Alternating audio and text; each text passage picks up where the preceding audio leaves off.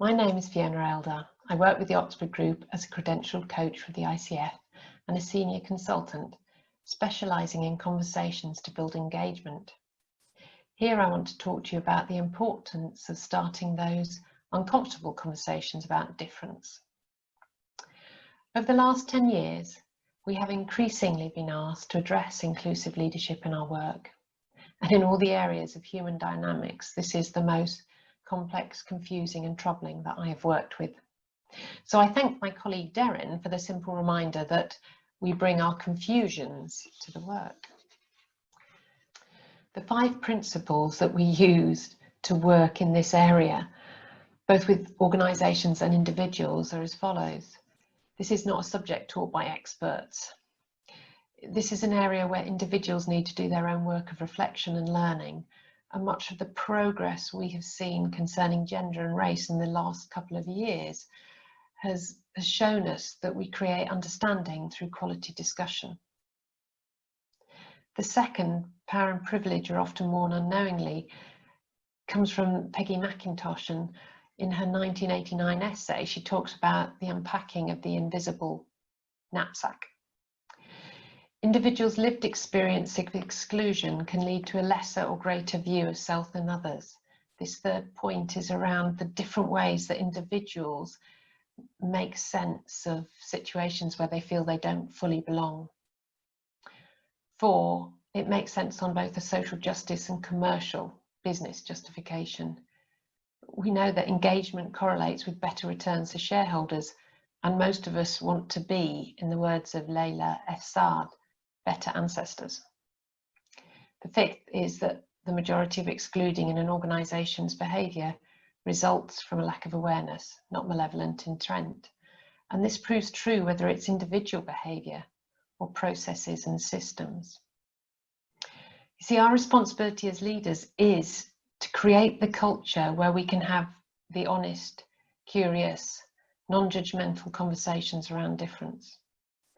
Our responsibility is to learn to stay with the discomfort, to educate ourselves and encourage others in self-reflection and honest self-critique of what they do and what they say.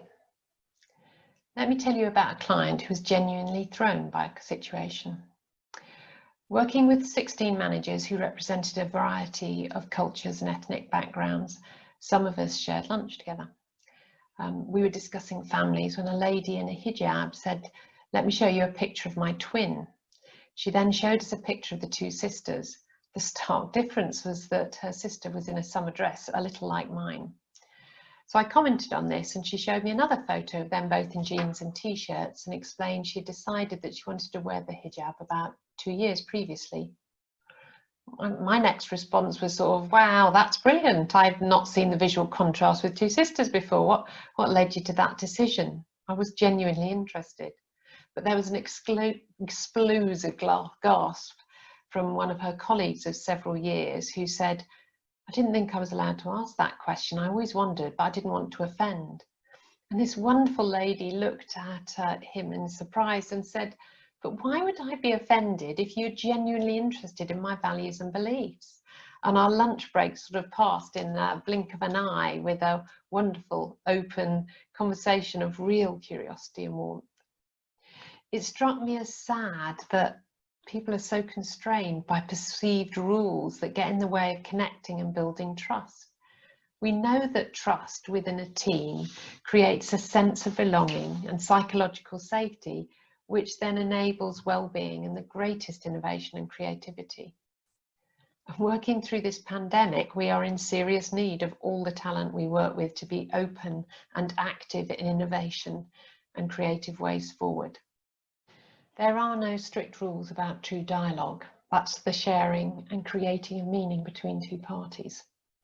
We offer the following framework for managers to use when they encourage dialogue around difference. Firstly, observation. The need for all of us to notice and take ownership of our own response. Then invitation, finding a way to invite people into dialogue. And finally, reflection, to be curious about all perspectives. When leaders are serious about building their own confidence in having the honest, curious, non-judgmental conversations around difference. They have to be willing to discuss their own vulnerabilities, behaviours, but also to role model the questioning of the behaviour of others. So please get in touch with us if you want to pick up this conversation. Thank you.